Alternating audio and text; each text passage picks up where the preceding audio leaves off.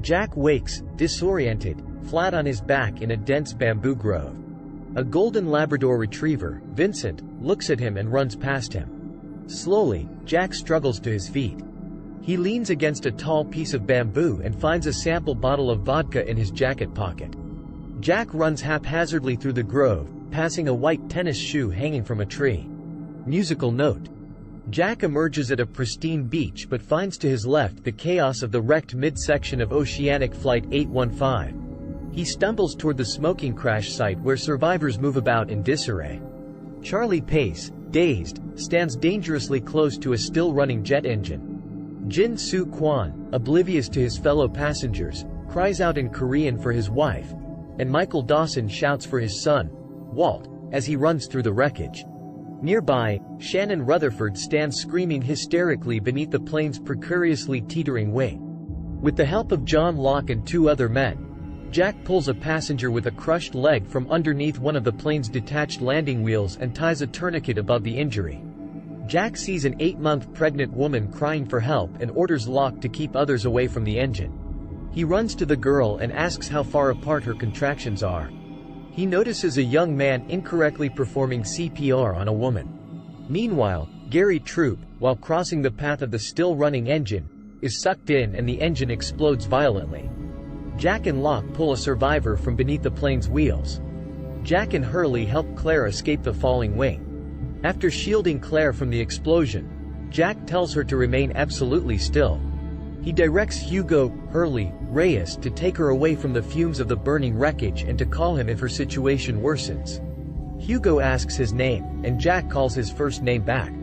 Jack goes back to Boone and tells him that he is doing mouth-to-mouth incorrectly.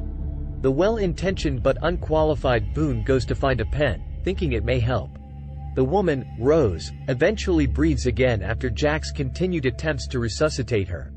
Jack looks up and sees Hugo and Claire sitting under the ominously creaking plane wing. He dashes to them and the three escape just as the wing collapses and explodes. A piece of the plane's engine narrowly misses Charlie as he wanders aimlessly. Musical note. Jack wanders through the wreckage, stops at what remains of the fuselage, and peers in. Boone arrives with a handful of pens, saying that he didn't know which one would work best. Jack replies that they are all good as Boone solemnly looks into the wreckage. Musical note. Jack finds a sewing kit in a suitcase and runs to a secluded spot away from the wreckage to treat a large gash on his lower back. He sees Kate Austin walking out of the jungle and asks her to stitch his wound as it is out of his reach. She reluctantly agrees. She rinses her hands with Jack's vodka while he washes the wound. He chooses standard black thread from the kit. Jack tells Kate about his experience with fear, while she stitches his wound. Terrified, Kate is calmed by Jack's story of his first solo surgical procedure on a girl, when he accidentally ripped her dural sac after a 14-hour operation. He says he conquered his fear by letting the fear in, but only for 5 seconds, which he counted away. Kate says that she would have run for the door, but Jack points out that she is not running now. On the beach, it is twilight. Sawyer smokes a cigarette grimly as he surveys the wreckage. Claire stands looking to sea. Locke sits on the beach. Hurley salvages some meals from the plane's galley. Saeed enlists Charlie to keep the fire he has built alight and big. Otherwise, no one will see it. Rose tearfully kisses her wedding ring. Night. Charlie has written "FATE" on a bandage on his left hand, one letter on each finger. Saeed says that he would have expected them to have been rescued by now. Shannon petulantly refuses a chocolate Apollo bar offered to her by Boone while she paints her toenails, saying she will eat on the rescue boat. Musical note. Hurley distributes the meals he found earlier, giving 2 to Claire. Michael cares for his son. Jin tells Sun that she must stay with him at all times and not care about the other survivors. Hurley hands Claire her dinner. Jack tends to an unconscious Edward Mars, who is badly injured by shrapnel embedded in his abdomen. Kate asks Jack if he believes the man will live and tells him that she was sitting next to the man during the flight. They discuss the crash and where the missing cockpit and tail might be. Jack thinks there might be a transceiver in the cockpit they could use to send a signal. The survivors hear the monster. Beyond the light of their fire, the peacefulness is interrupted by loud and terrifying mechanical sounding noises from the jungle, accompanied by the crashing of trees. The survivors gather together fearfully and look toward the noises. Jack Shepherd, sitting in seat 23A on board Oceanic Flight 815, pensively looks out the cabin window to his left. A friendly flight attendant, Cindy Chandler, passes and asks him if he enjoyed his drink. His lukewarm response that, "It's not a very strong drink," leads her to give him 2 more sample bottles of vodka. After consuming one of the bottles, Jack rises and stands in the aisle, where a hurried Charlie Pace passes him, pursued by Chandler and another flight attendant. Rose Nadler, sitting next to Jack in seat 23D, comments about the incident. She reacts to some light turbulence and Jack attempts to allay her fear. She says that her temporarily absent husband always reminds her that planes want to be in the air. Jack says her husband sounds like a smart man. Rose says she'll tell him that when he returns from the bathroom. The plane begins to shake more violently before making a sharp, uncontrolled descent. Some passengers are thrown about. One hits the cabin roof. The cabin loses pressure as the plane rapidly descends. Oxygen masks fall from the ceiling. Jack secures his mask and looks out the window, this time at the approaching ocean. Day 2. The next day, as some of the survivors discuss the strange jungle noises of the night before, Kate and Jack prepare to search for the cockpit and its transceiver.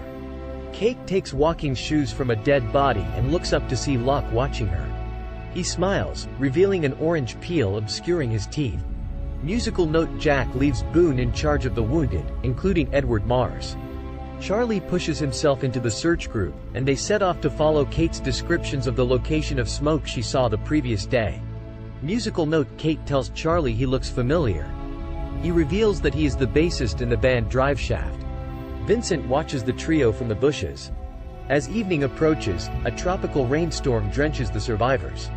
Only Locke remains uncovered as he welcomes the rain with open arms. The terrifying noises and movement in the jungle are observed again by Claire and Rose. Jack, Kate and Charlie discover the pilot is alive. The trio find the nose section of the plane, which is suspended at a steep angle in trees. Musical note: led by Jack, they climb into the nose and scale the slanted floor, where Jack pries open the cockpit door and a body falls through the door. Inside, they find the pilot of Oceanic Flight 815, unconscious and still in his seat. He suddenly awakens and coughs. The pilot tells Jack and Kate that the plane had lost radio contact before the crash and changed course towards Fiji. They were, in his reckoning, 1,000 miles off course and they are looking for us in the wrong place. The pilot locates the plane's transceiver, but can't get it to work. Jack and Kate notice that Charlie is missing. As Kate calls for him, he guiltily emerges from the bathroom. Kate hides from the monster. Loud noises and the mechanical thrashing heard by the survivors on the beach fill the air. The pilot attempts to investigate by cautiously peering out of a broken cockpit window. To the horror of the search party, the pilot is seized by something unseen and pulled through the window. A large splatter of blood splashes on the cockpit window as he disappears. Jack grabs the transceiver as he and Kate exit the cockpit in terror. As the three run from the monster, Charlie trips.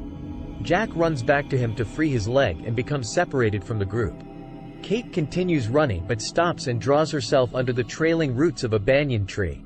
She calms herself by counting to 5, as she and Jack had discussed earlier. Musical note: Jack, Kate and Charlie find the pilot, dead. Charlie runs into Kate and the two begin searching for Jack. The rain stops. Kate finds the pilot's badge in the mud beneath a tree, and she and Charlie look up and spot his bloodied body suspended in the treetops, mangled. Jack steps out of hiding, saying that he dodged the monster. Looking up, Charlie wonders what could have possibly done that to the pilot.